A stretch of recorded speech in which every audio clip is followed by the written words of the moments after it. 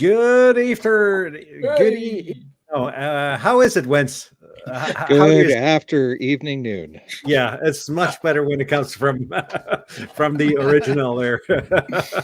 Welcome. We have a special guest here today, and that's Vince V6LK from a little podcast that you guys probably have heard, the Ham Radio Workbench. And if you haven't heard it, go ahead and check it out because it's a great podcast. And Vince also has his own YouTube channel. And welcome to all the viewers. I see that there's a lot of you here today. And we're going to talk about parks on the air today and how to do it from beginning to end, or as much as we can make after we've been off topic for a little bit. But we'll start out with the regular topic here, our Ham Radio weeks, and I'll start at the bottom left corner here. Tobias, how has your week been?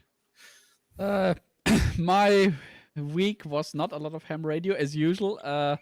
Lots of stuff at work to do and lots of bureaucratic hassles to deal with. But let me see. Yeah, I managed to finally finish this video about my Stream Deck, poor man's Stream Deck, and I managed to have another video in the queue for the Heltec Meshtastic build, which I will probably switch live tomorrow. So tomorrow, maybe 6 p.m.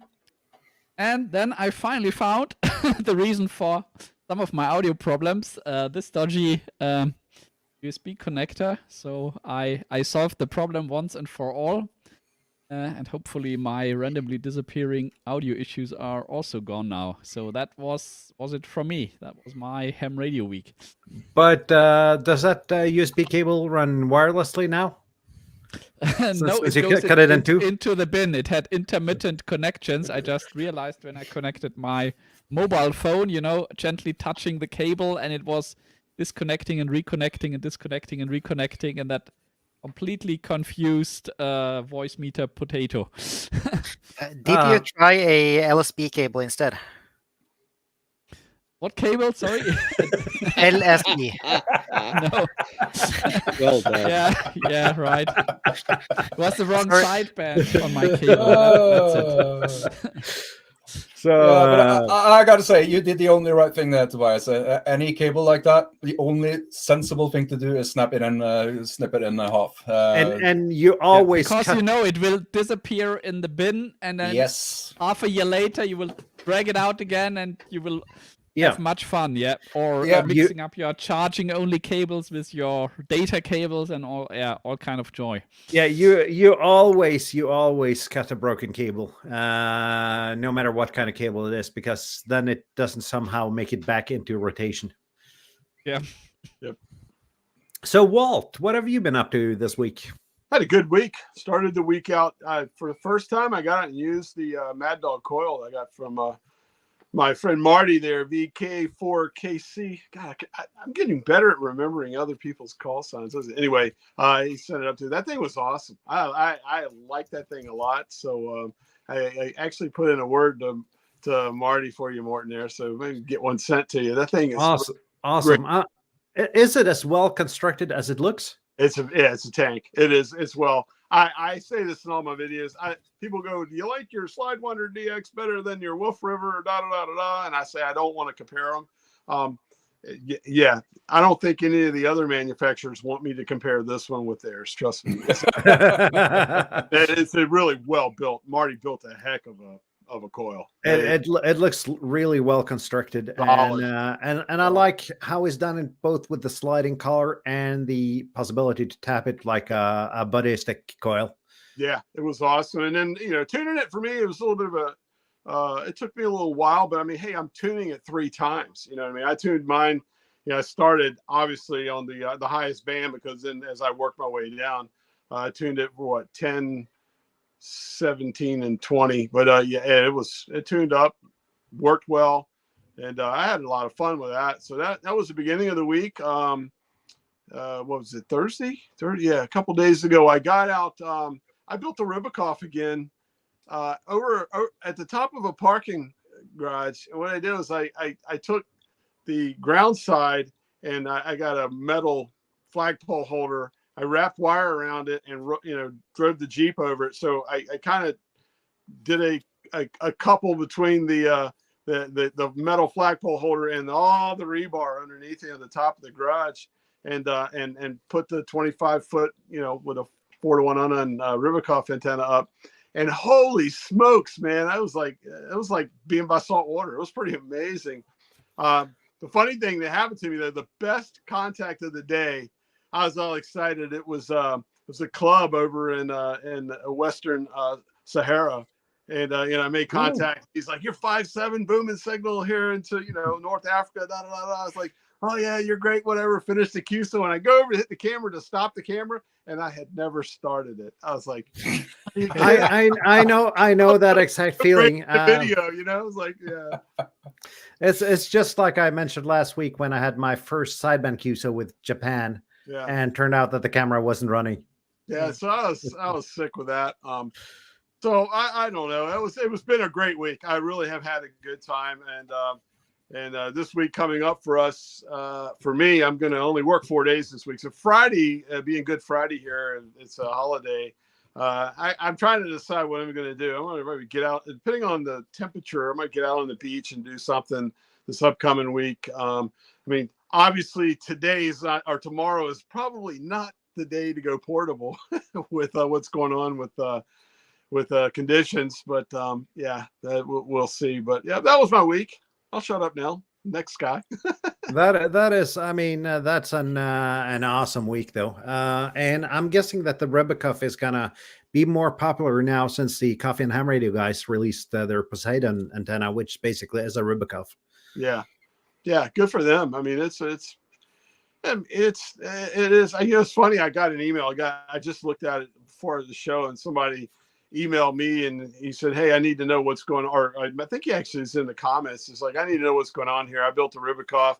I got 2.5 to 1 on 10, and all the other bands are through the roof. And I'm like, I mean, that's the one thing about building stuff like that and putting it up on YouTube. Is like, now I'm the help desk. I don't know how to tell. Absolutely. And that's the exact reason I actually made when I sold my antennas, they were sold as kits. Yeah. Because then it was never my fault if it didn't work. Right. I don't want to insult the guy, because I know I've done this, me personally, but I've had the tuner where I tuned something on another antenna on the G90, it's still engaged, and then build an antenna and hit the SWR sweep. And I'm like, holy cow, things like 8 to 1. What's going on here? I looked over, cut off the ATU, and it's perfect. You know what I mean? So maybe that's what's going on with the guy. I don't know. Bob, how has your week been? Or are you done, Walt? Sorry. Oh yeah, I'm done. Yeah. Bob, any ham radio? At least a little bit. I think I've been continuing my CW journey. I'm now up to the number 6 in the Morse Code Ninja thing, so that would make me pretty much maybe 75% through. Struggling with what is I think is what's being referred to as instant character recognition. So I decided to mix it up and went from 20 words. 20. There's a Farnsworth thing there, 2010 speed. So, but I went from 2010 to 3010, and I actually find it easier to copy 3010 than I do 2010. So it's looking good, but my problem is the 10 in between there. I need that to be 5 or 2 in between for me to finish thinking about the one thing. So I'm not completely at instant yet, but working on it and still having a lot of fun. Still amazed that this is not annoying me and that I don't want to quit. But yeah, I'm enjoying learning copying CW.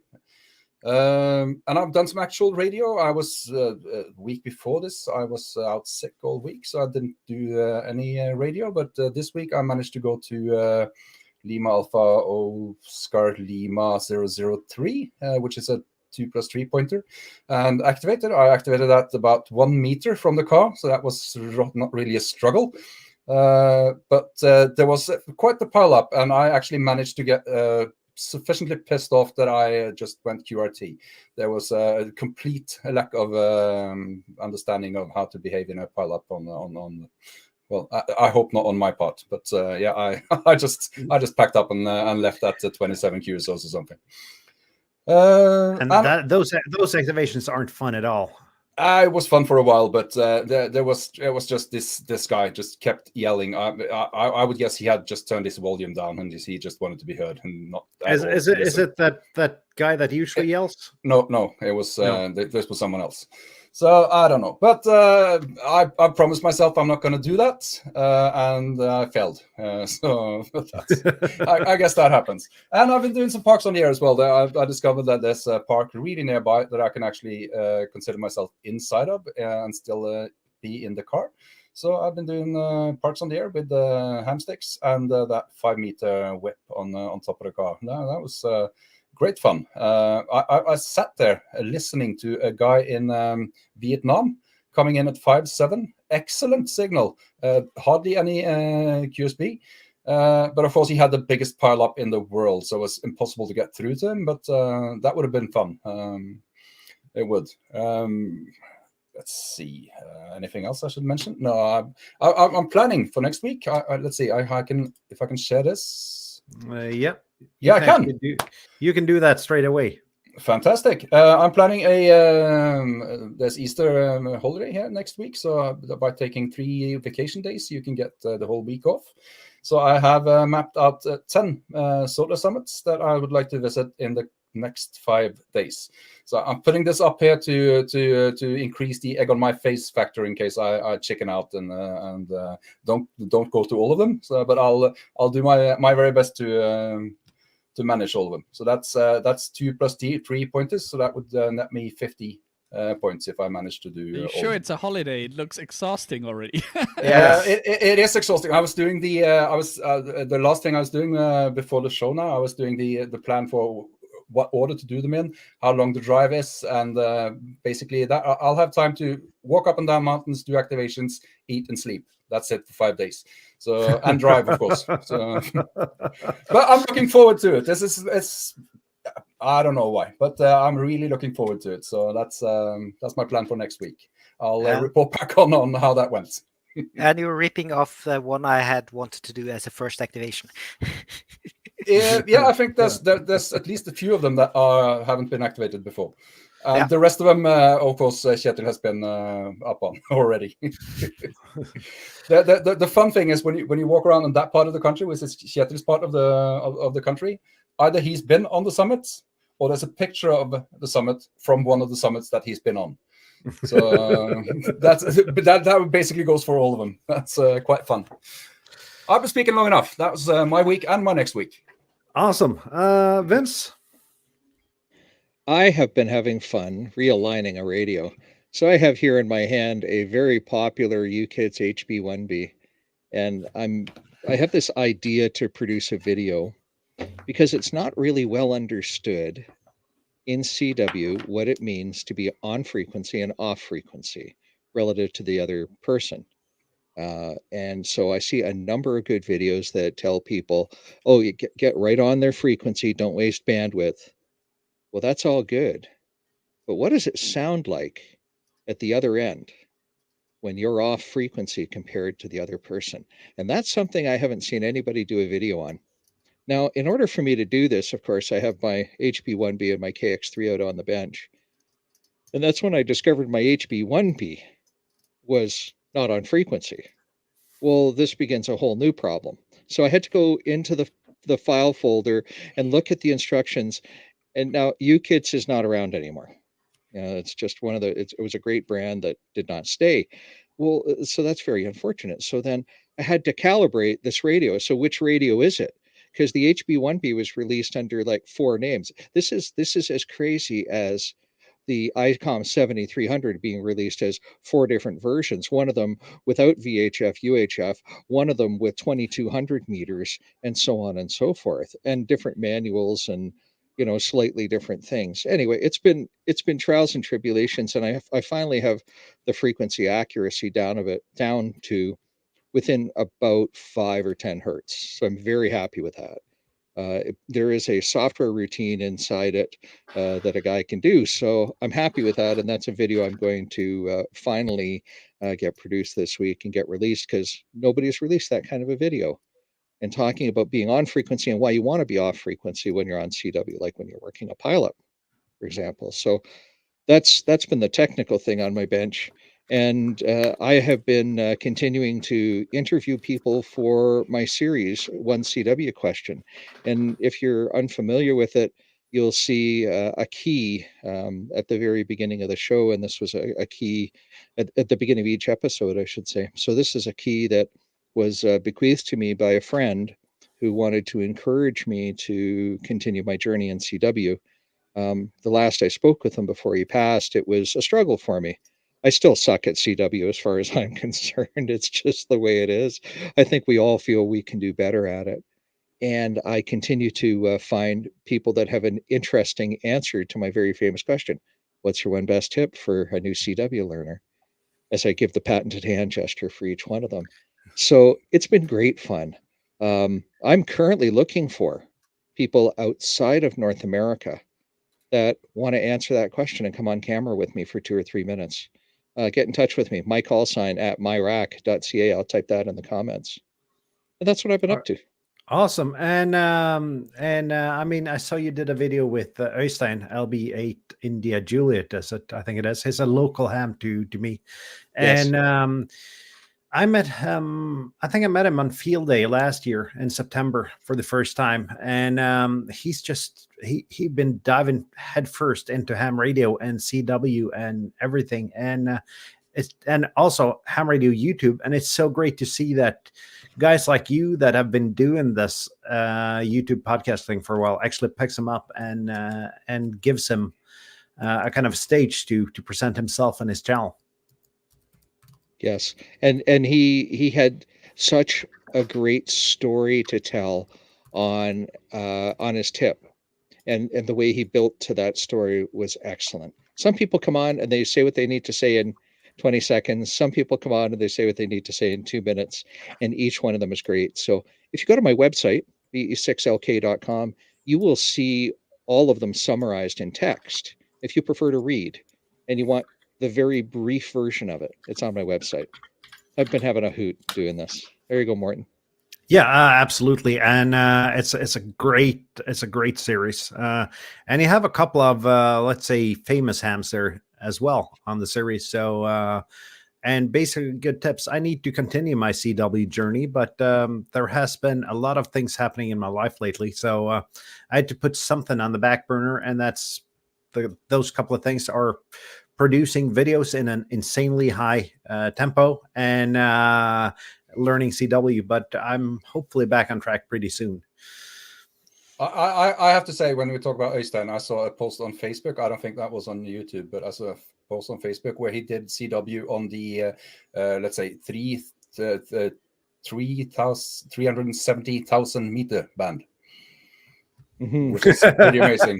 Yeah, where he did he hooked the key and the keyer up to a stereo and put the speakers towards his neighbor, which is also a ham. Yeah, so that was and it was presented as such. That was the 370,000 meters band. I think that was I'm assuming now 100 hertz. So when I learned CW, it was in the nanometer band, so visible light. Yeah, so we use flashlights. And speaking about that, Kjetil, how has your ham radio week been? It's been fun. I did a trip to Sweden and drove over there on Friday. Camped overnight on the SOTA summit. Just hiked up and stayed overnight in a shelter. First night out this year. It's lovely to wake up there. Tried to do some activation in the evening, but 20 meters after dark, it's rarely any good. But in the morning, it was a lot of traffic. Then I went down to Capri, the place you had that amazing activation with your J-pole a while back. Yeah, when we had, I think we had 78 North American stations and one Venezuela in about an hour there. Yeah, and that was with 3 operators, so you can actually multiply that by 3 to be yeah, completely honest. Yeah. and I didn't get any DX there, but I got a lot of QSO, so still a nice activation. Then I went over to visit Martin. We did a POTA together, and between those activations, which was maybe 1.5 hours apart, band conditions just dropped. Either that or your antenna was not really good. But we had a lot of rapid QSB stations being like full meter and then dropping down to almost nothing. So I do think that's more band conditions than antenna conditions. Absolutely. I'll get to that pretty soon. Yeah, and also. Yeah, go ahead, Kjetil. Yeah, and after that, some nice eyeball QSO with you and your cat and your family. Yep. Very nice. Or as non-hams would say, you came to my family for dinner. Yeah, so we ate the traditional Norwegian food. Got served the taco, which is very common here in Norway,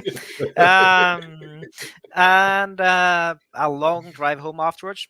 Today I did try a bit on the bands on the evening. We have a WinLink exercise in Norway, like a email exercise, and that didn't work. I tried for half an hour connecting to every RMS in range that I should be able to connect to on 60, 40, 30, 20, and 17 meters. All of the ones that were green, and that's like 40 different RMSs. No one managed to have a connection. I managed to get halfway connected to one. But then again, it was at that time it was G2 levels on the storm, solar storm going on, and now it's up to G4. So it was completely dead. So I had to cheat and use Telnet to send the email. But with a list of the stations that I couldn't connect to, of course. Yeah. So I think that was my ham radio week. Yeah. And I see Roger asked if it's a lutefisk tacos, and I don't think that would be any. Lutefisk is not good. No, this was some normal meat. That was normal ground beef tacos. Yeah, mystery meat, I think. Yeah. So let's see. My ham radio week. It's been a little bit of everything, actually. I went out on Monday. I had a local ham that asked if I wanted to test out his Chameleon MPAS 2. And I thought that would be a good idea. It's a really well machined antenna. And it's basically a lossy 5-to-1 on it, and let's say a fixed random wire with a whip. It's so incredibly well machined, but it's still a short random wire antenna by every means. And I'm not sure if it was band conditions. I took it out on Monday, and we tested it yesterday, Kjetil, and got about 30 QSOs on both activations, but did not have the usual pileups on it. The good thing about it is, though, you can use it on every band by just tuning it up on every band, but it's still a really expensive random wire antenna, as far as I can understand it, unfortunately. Yeah, but build quality looked really nice. I've never seen them before. And yeah, it looked like a good antenna, but it's heavy, at least compared to what I usually lug around. But for a car antenna, for that kind of activation where you don't have to hike to a mountain, also that ground spike on most of the mountains I activate, that would be a really hard thing to get in the ground, to say the least. Yep. So I'm a little bit undecided if I'm going to make a video on that antenna or not. I probably will. I filmed one activation with it, and I'm probably going to do more of just a walkthrough of the antenna and my thoughts on it.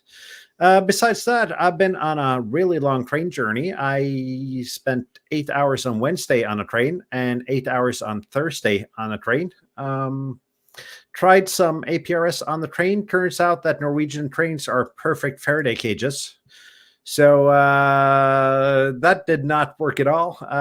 But I had my radio in the window the entire train ride on, let's see, 1, 2, 3, 4 different trains each way. Besides that, when I went to the place I was going to, I couldn't open any of the nearby repeaters with handheld, so I called on 145-500, which is the simplex calling frequency, and ended up starting a net. And that's the first time I've been able to do that by going to a different place than home and actually call in CQ and have several people answering. That was a lot of fun. That's always a surprise when like somebody actually responds. Yeah. Besides that, I'm still on my reorganizing my shack project, which means my entire hallway is full of boxes of connectors and radios and all kinds of stuff. But I'll get there somewhere. I had some bright ideas yesterday as well, which kind of ended up taking everything apart, putting it back to the same way that it was. So I've been doing this for 2 weeks, and I'm thinking the way I have my shack is the way it's going to be. Besides that, I got a package on Friday from AliExpress, which I kind of forgot that I've ordered actually. I'm just going to share my screen here. And that was a small ADSB antenna. So I put up an ADSB receiver just up in the attic here. So I have that issue sometimes, Morton. Things show up and I forgot that I had 3 glasses of wine in me and I was on AliExpress. Yeah.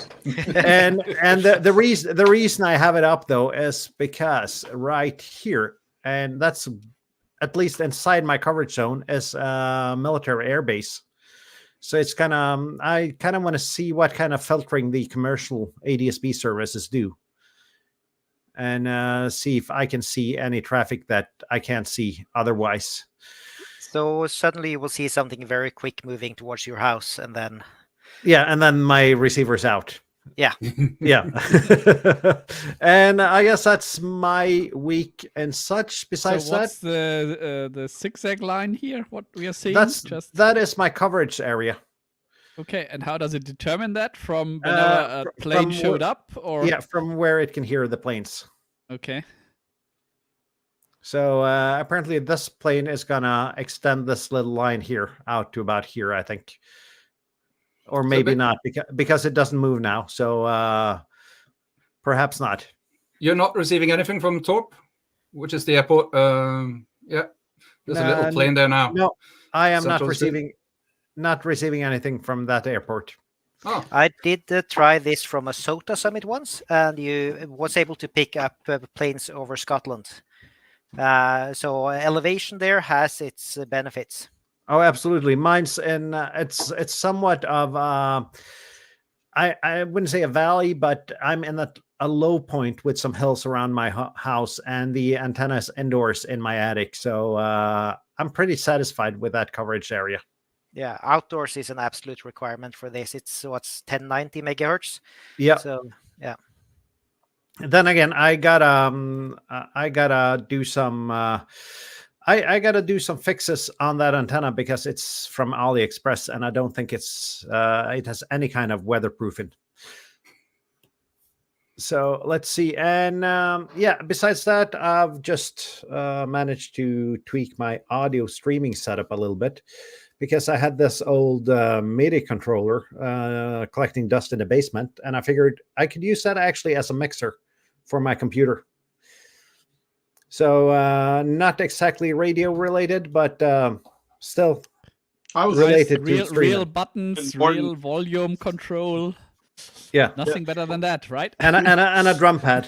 For the comedic effects, that's good. Yeah. So I'm not all done setting that up, but when you're spending 8 hours on a train, you kind of end up in a YouTube rat hole. And I started looking at how to build your own software and hardware mixer combo for your Windows computer.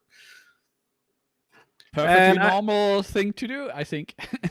And I guess, we're pretty much half an hour in and still halfway on topic. So, POTA for beginners. Let's see. Who want to start out with their best tips for new POTA activators? Get out there. Let's let our guest Vince take the helm. Vince. Oh my. Well, ladies and gentlemen, once upon a time, this program was created called Parks on the Air. And Parks on the Air encourages you to get out of your shack, enjoy the feel of sunshine on your face, the smell of fresh air, and interacting with human beings, if even on the radio. Of course, one must look at the POTA website, pota.app, to figure out where the parks are. And all you need to carry with you is a radio, an antenna, and something to log with. And most simple people, and I'm simple, I'm very simple, we just log on pencil and paper. Sometimes I use software, but you only need pencil and paper. And then eventually you have to figure out how to upload your logs. Beyond that, I'm going to let the pros take it from here. There you Nicely done. Great And intro. and Yeah. and actually, that is a good piece of advice, though. I've pulled the map up here, but just getting out there as the first step. And besides that, I like to do a little bit of looking around on the map and figure out where the park borders are and everything. This was actually my first POTA park. This park here, it's a nature preserve, and there is a bridge. There is actually a set of locks here for boats on the river here. And you can just park here and cross this little bridge here. Usually, except when I did the activation, that bridge was closed for maintenance. So I ended up walking over here to another bridge and then all the way through the woods to somewhere around here to find a good activation spot. So what was supposed to be an hour-long activation actually took about 6 hours. In terrible band conditions. But I usually use the maps and plan out a little bit and make a plan A and a plan B in order to figure out where I could access the park. Can I do it by car? Do I need to walk there? What kind of equipment do I need to use? And I usually use Google Street View or Google Earth a lot as well to figure out where the access points are, at least if it's places I haven't been. And I see we got a question up on screen here from Michael, POTA versus worldwide flora fauna. And Kjetil, you were the flora fauna guy, so perhaps you should do that. Yeah, and up until last year, I only did flora fauna. I think, or 1.5 years ago, I did my first Parks on the Air activation. And now I transitioned over so that I only do POTA, although I don't exclude that I want to for fauna again. But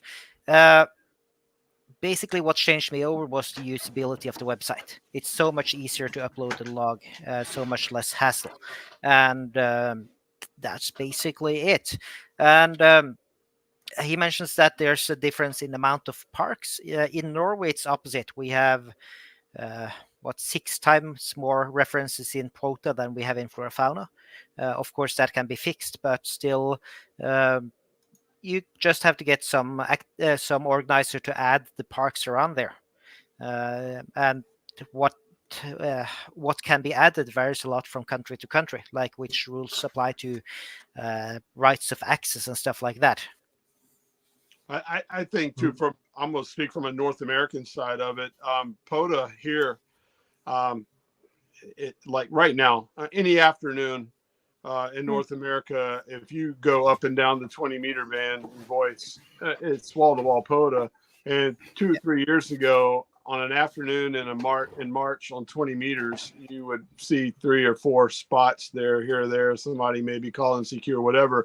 So what I'm getting at is popularity. It's just a really, I mean, and I'm speaking from the North American side. But although, I mean, this is the first March I've been in North America since 2000 or so. So I know when I was in Europe, even I didn't hear POTA, and I don't know if it's just because it's getting bigger and bigger now.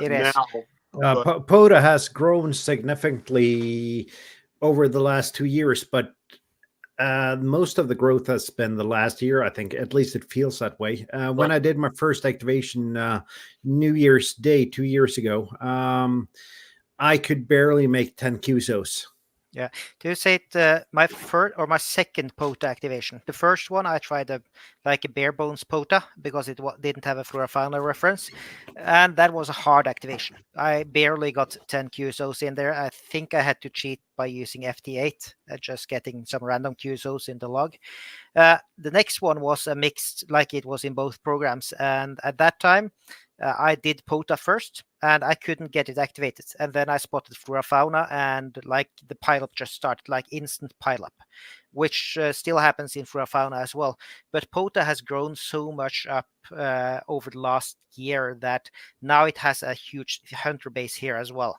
Yeah. As well as DX hunters. So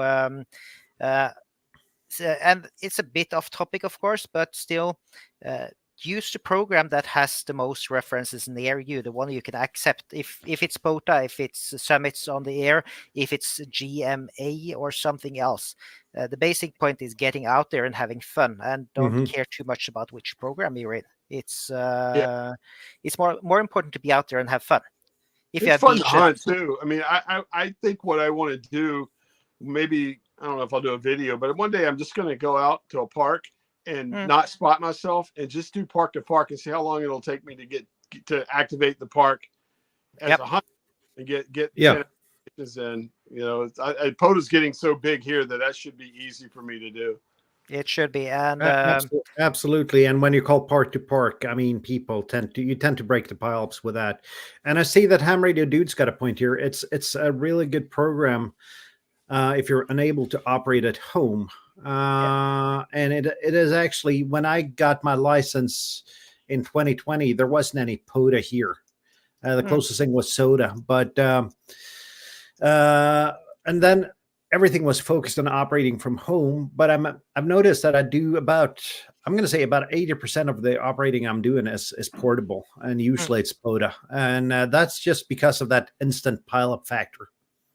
Yeah, I think for somebody getting started, it's a really good way to get really good at working pileups really quick, because you're thrown fire once you're spotted.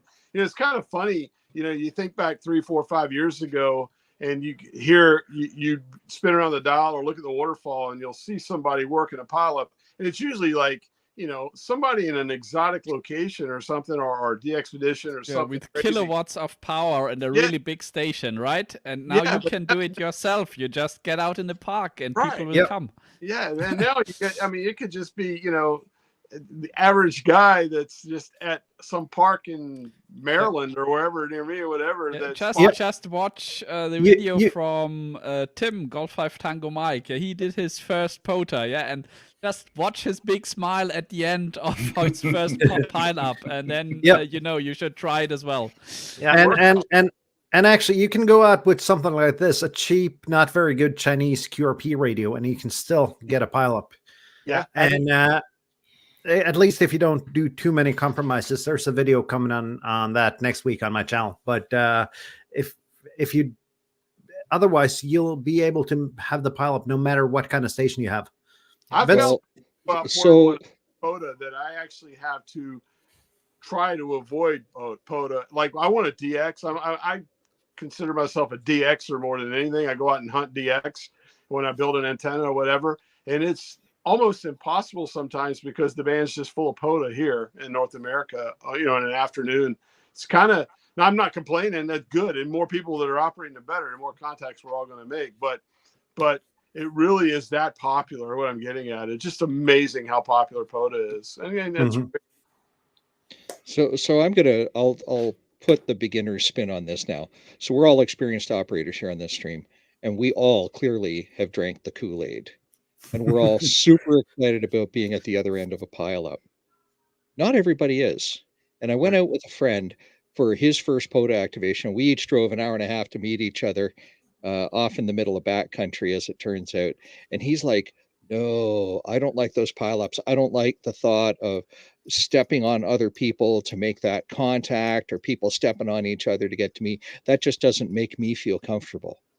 So it's not for everybody. And I understand that. And so, well, yeah. No, I understand that as a YouTuber. Okay. And go down this route.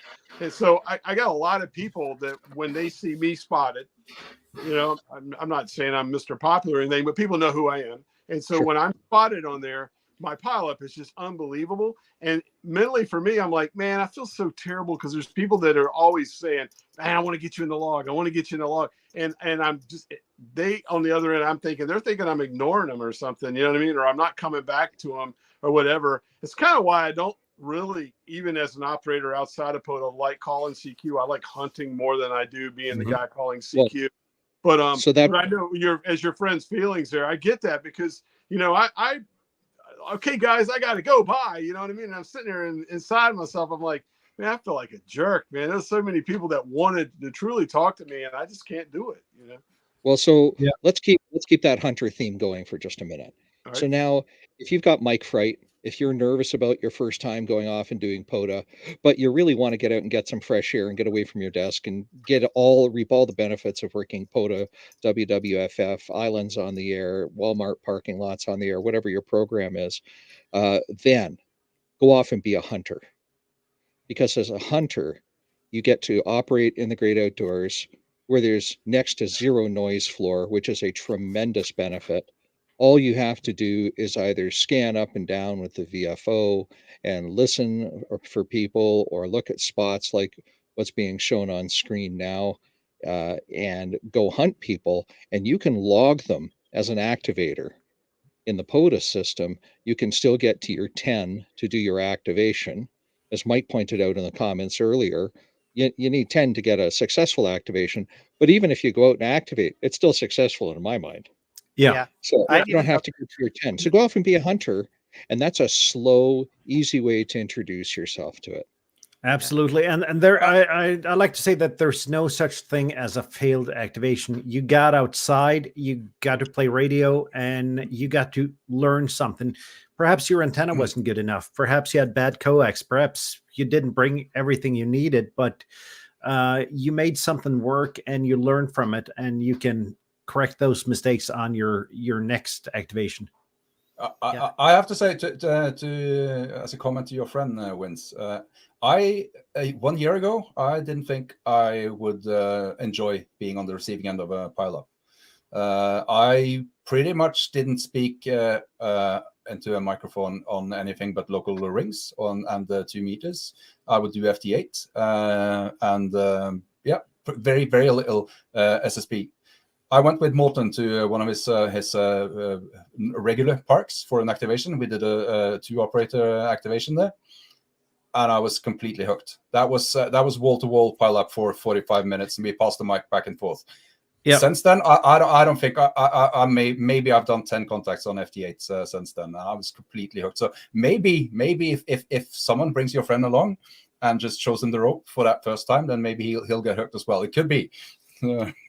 Yeah, and looking forward to trying it as a CW operator, because I think as a CW operator, I know this is going to sound crazy, it may be a good way to get your skill set up. Because when I go out and my first activation I do as a CW operator, everybody's going to be 599, and it's going to be QRZ 599, like kilo 4 ABC, you're 599 QRZ.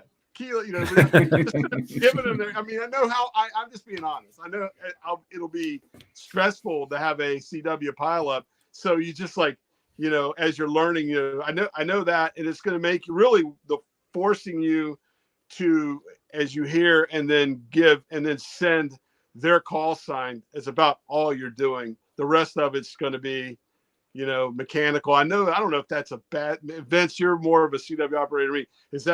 Is that kind of cheating? Is that a bad thing? I personally think it's a way to get better at CW. It's absolutely a way to get better at CW. I'll tell this story. I was going to say that, Vince. I know you got to run at some point soon, but I'd really like you to tell our viewers and listeners about your 200 QZOs a month scheme there. I was just going to say the one thing I promised that I would do, I got on Ham Radio 2.0's live stream 2 New Year's Eves ago, and everybody is setting goals. Homeboy doesn't set goals. That's not what I do. New Year's resolutions, no, that's not what I am. But I'm like, I feel the pressure. So I said, I want to make 200 contacts a month activating in POTA. And so the goal was set, and I'm now publicly accountable. And I built a spreadsheet to track it. And I went out every month, and I activated at least 200 contacts a month. So I didn't. Well, it just starts adding up. You got to get caught up sometime. Got to pay the piper, right? If you're going to make your goal and not look like you can't make goals publicly. And what I found by month 9 of this 12-year goal, or this 12-month goal, excuse me, was that I was having fun doing CW. It became fun. It became challenging. It became easier through repetition, through practice, to Walt's point.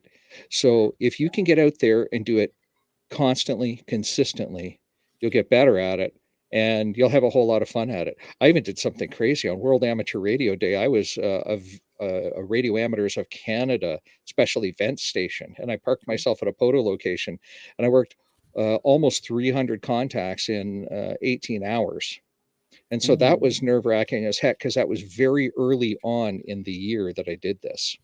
So you can use it as a stepstone to goals. Mike said in the comments, oh, I like to go out and try different antennas and stuff operating in the field. Well, yeah, that's a good thing to do too, because it's quiet there. Anyway, that's the story of 200 contacts a month.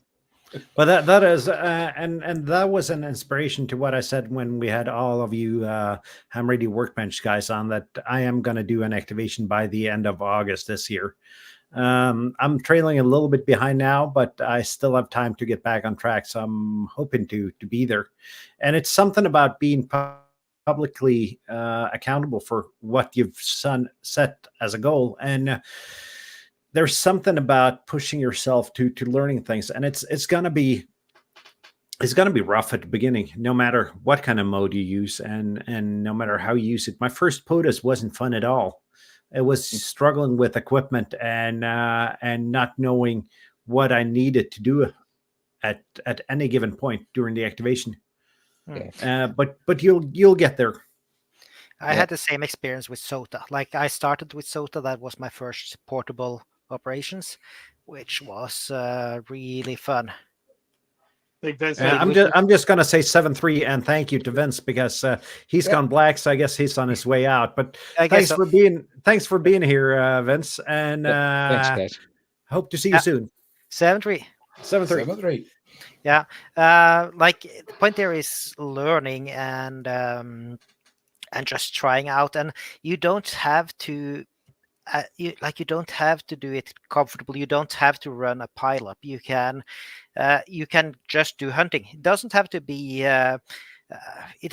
hunting other POTA stations either. You can hunt any random station. You can do a contest. You can do whatever, as long as it's not a riggy. POTA is pretty simple. I see you share something here, Jette, but POTA is pretty simple. You and yourself has to be within the park, or you and your equipment have to be within the park. And this is actually a segment I forgot to bring up, so I'm happy you're there. The YouTube channel of the week. You kind of broke that one.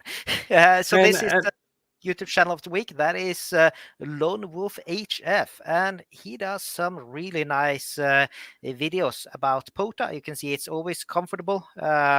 It's sunny, as somebody mentioned, but there's a lot of nice videos here on how to operate for POTA, weird things you can do, and so on. So highly recommended. And where is this ham located?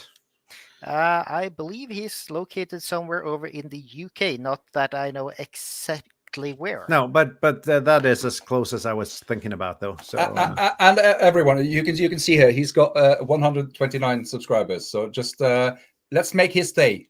Everyone, go subscribe. And when he wakes up in the morning, he's going to have 500 subscribers. That would be amazing. Yeah, we have 43 viewers at the moment. So if some of you guys actually go on and subscribe to his channel, we'll make his day. Yeah.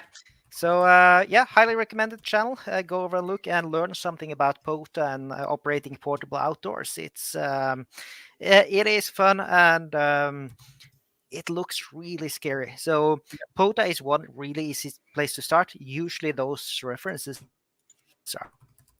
are so and easy to get to. I think we had some first one wasn't tried, but you have some internet issues there, Kjetil, I think. Yeah, probably. It's I'm going over 4G, so yeah. Good thing it's not 5G, because that can do a lot of strange things to your body.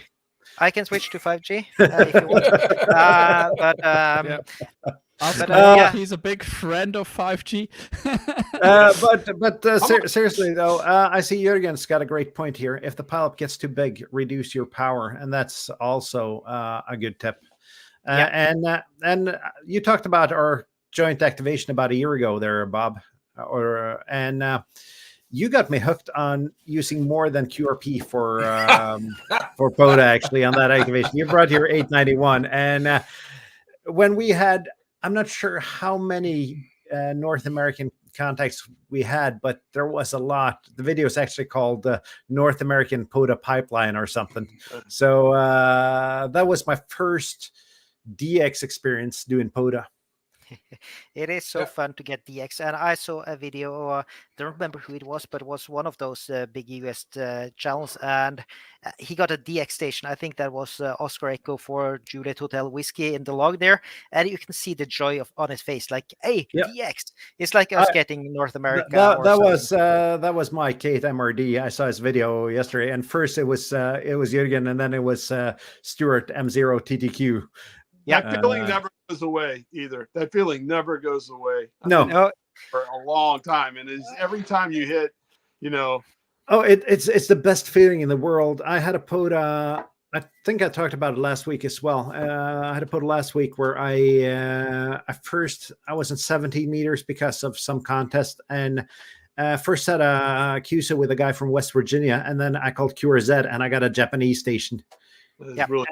And that feeling is just, it's the best feeling in the world. Yeah, sitting out there and hearing somebody that far away, there's something special about it, which of course you don't understand if you're not a ham. But for us here, it is lovely.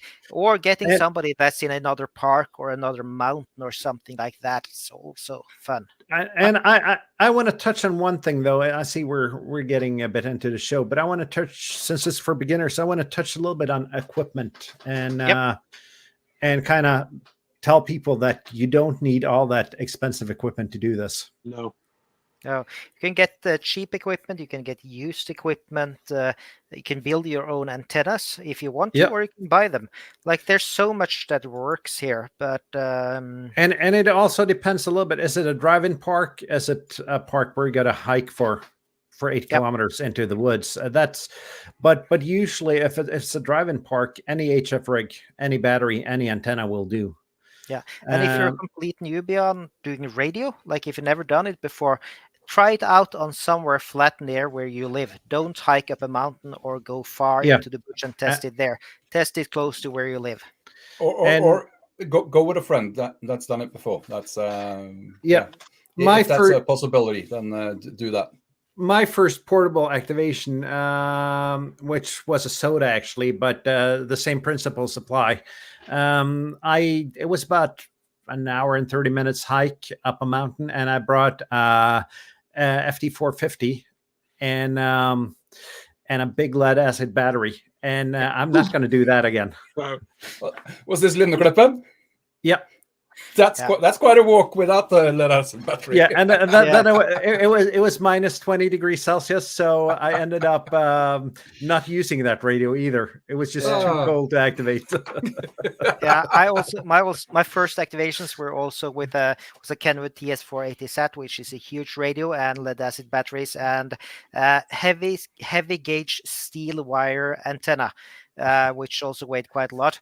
So like I was 25 kilos going up there. So shake a bit around. And also an encouragement to the people here that are in groups or whatever, share what you're doing. Like all of us here make videos, but share in your local clubs, do introduction to POTA or SOTA or something like that in a club meeting, and help others to get started. Bring them out and show them how it works. That's also fun.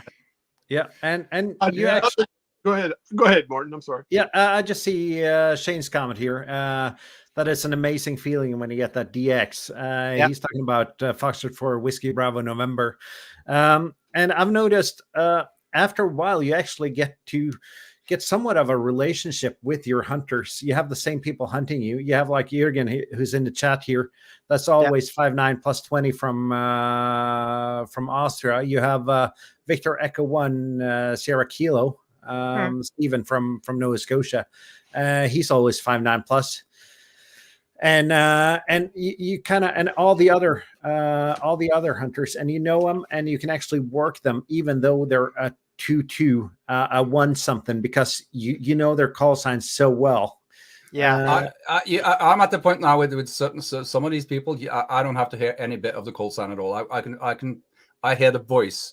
Yeah, I can recognize one well. Echo Alpha 2 Delta Tango. I can hear just a fraction of one of these letters, and I know he's there. I can give him his report, and he's going to be chipper as hell. He's coming back to me with his report, and have a nice day and all that. Yeah, and also I have to say about Christian. He's so consistently there. He used to be consistently there. I haven't spoken to him for 2 months, maybe. But I was in Sardinia and doing 2 summits a day in Sardinia, and I did 1 summit. I packed up, walked up another summit, turns on the radio, and I ask, "Is this frequency in use, please? Lima Bravo 5, Juliet, and he comes back, Foxtrot 4, Whiskey Bravo November. It was like that. So that's just amazing. You have some of the regular hunters. I see Jürgen has got a comment here. Bravo United Lima, and that's Echo Alpha 1, Bravo United Lima. Yeah, because you never hear the prefix, but like Manuel, I think I have over 150 QSOs with him from SOTA and POTA and whatever. So that is these are people.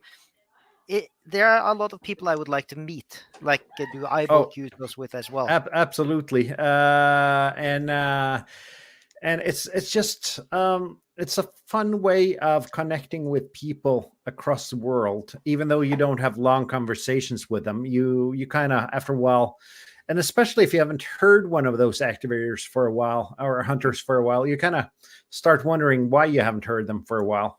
Yeah, it becomes more personal than contesting, because contesting is even more of a rush. But still, in there, you do recognize quite a few of the voices and names and so on. So it's different. But we mentioned in the start, we mentioned the map, like the POTA map to find maps. Yeah. There are some other really important information sources that's out there. One of them is Google Earth, or like the 3D maps in Google, or Google Street View to get parking information. Looking up on Instagram to find, just look up a summit on a park on Instagram. Somebody will have tagged it, and you can actually find a photo of the park. Maybe you can find the summit or the parking lot. Some information like that is also really important to find, and it can make your day so much easier.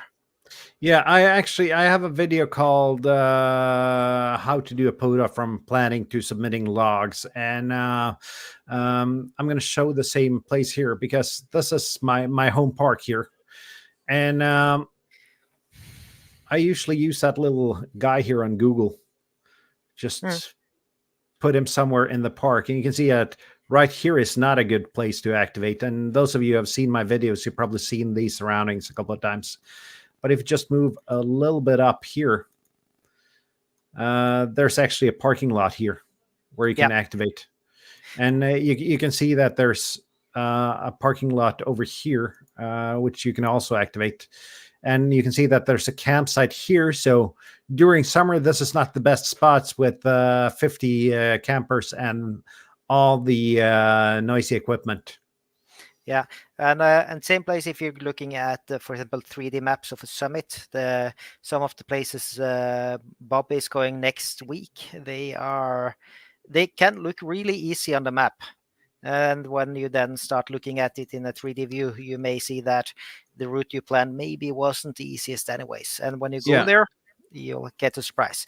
You're just trying to scare me off doing taking your first activations. No. There's absolutely no reason I haven't walked up to those mountains from living there in 5 years. It's they are trivial. It's just like Linnekleppen. And I'm going to do 2 in a day, 2 every day for the next 5 days. I'm going to touch on that, because this is a twofer. The river here is one park, and the coastal trail, which is another park, goes here and crosses over here. So it's a really nice place to figure out where you can park your car and actually be within the activation zone. Yep. And when you see it like this, you can actually get a feeling of what it is like there. And I know if I'm in that corner of the parking lot, I'm within the 100-foot rule for both the coastal trail and the river. Was that where we activated on the attempted rove? Yeah. Yeah, that is where we activated on that. So, but it wasn't a twofer back then. Well, but isn't Kjetil, isn't POTA? Can't you retroactively? I've submitted logs retroactively for it, but it wasn't a twofer when we did it. All right. Yeah. And Darren says that Ham Alert is good for hunting, and it absolutely is. And I see we're running out of time here, and we barely scratched the surface on this topic. Yeah. We'll do a part 2. So yeah, we got to do a part 2 at some point, because there's so much to say about parks in the air and portable operations. But the most important step, if you haven't done this before, bring any kind of equipment outside and just try it out. I was going to say that more. Even you're talking about lugging batteries or whatever. One good thing about POTA is if you're a QRP person, let's just say you have a small, like the True SDX, or like you had there, the USDX or whatever, something inexpensive. You don't need to have really big stuff. And if you're a QRP guy, this is your chance to call CQ and work a pileup as a QRP, or usually it's the other way around. You're trying to break through or getting out with QRP. Yeah. I think POTA is excellent for lightweight, small QRP ops. Absolutely. And the feeling you get when you're on 5 watts sideband and you get a pileup, and you even get some DX on it, it's fantastic. Right. Yeah, you get hunted by some US or some DX stations, US, Canadian, or mostly those other. Sometimes it's Echo Alpha 8, sometimes it's Japan, and like those people, they wouldn't bother hunting you if you were QRP without reference. Right. And actually the feeling is people want to get you, and I know that for some of us that might be a bit different because people have our call signs in Ham Alert though. So I know, at least for me, I've noticed since I've started with YouTube, it's much easier to get a pileup going, even if I'm calling CQ at home and someone spots me on a cluster. I'm usually there. But if you're doing one of these programs, people will hunt you just because you are doing parks in the air, summits on the air, parking lots on the air, parking garages on the air, which is Walt's new program. Love it. And people will hunt you for that, and to get the satisfaction of actually having you and the entity you're activating in the log. Yep. And Shooter Ready says you don't need a KX3. No, you do not need a KX3. I have a video. I'm going to change them over. I have a video doing an activation with. I have several videos doing activations on this radio. Actually, this is $100 Chinese QRP radio. You could do that. You got a video on what to look out for when getting one of those radios, Walt. So before ordering one, check Walt's video first. Yeah, be very careful. Very careful. I bought mine used from a Norwegian ham that confirmed that it worked before I bought it. The best way to buy a radio like that. I know here in the States, if you're an American watching, I'd get one on eBay where you can, for one, PayPal it and get your money back if it's a problem. And two, you could return it if they're close by, look into it that way. I think eBay is a better way to buy than going straight to AliExpress or Banggood or something like one of those radios. But I gotta say, there's a lot of talk about QRP now, and if you're new to parks on the air or summits on the air, maybe don't go proper QRP. It can be fun. The challenge is I love it. I love my 817, but it's hard to keep a frequency. When you set up, you find your frequency. You ask, is this frequency in use? You start. You spot. You start. You get the pileup going, and some. Let's just say some nationality with his 2 kilowatt transmitter, he can't hear you, and he takes over your frequency, and it's bloody annoying.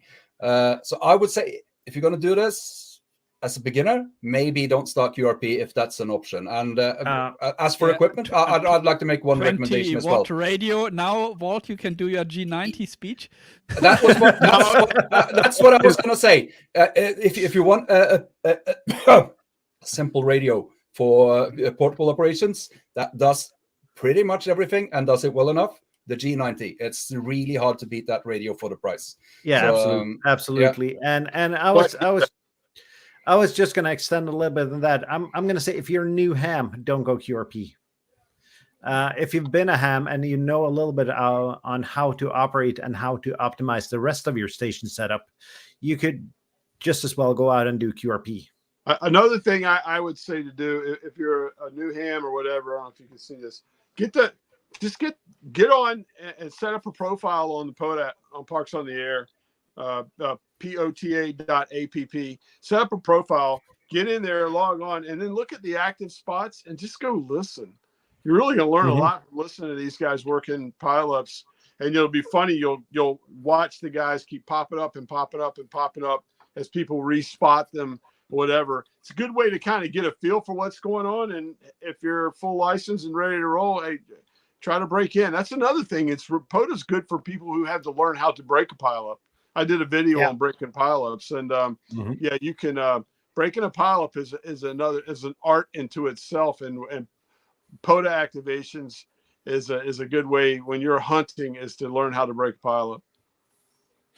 And I see William's got a question here. How much power is actual QRP? And I think all right. Let's just keep it.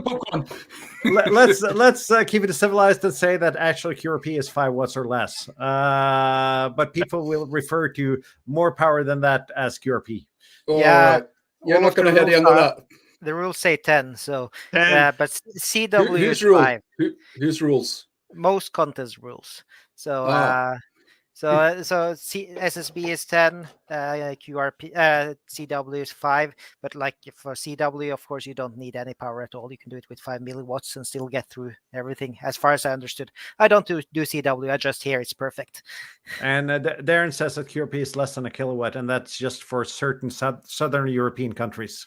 Yeah, but I think get out, have fun, do POTA, do something else, and or just listening through an SDR, look at somebody's activation. Just be sure that understand that a lot of people that post activation videos, they cut out breaks, they cut out some QSOs and so on. So watching an activation video is rarely unless it's a live stream, it's not the same.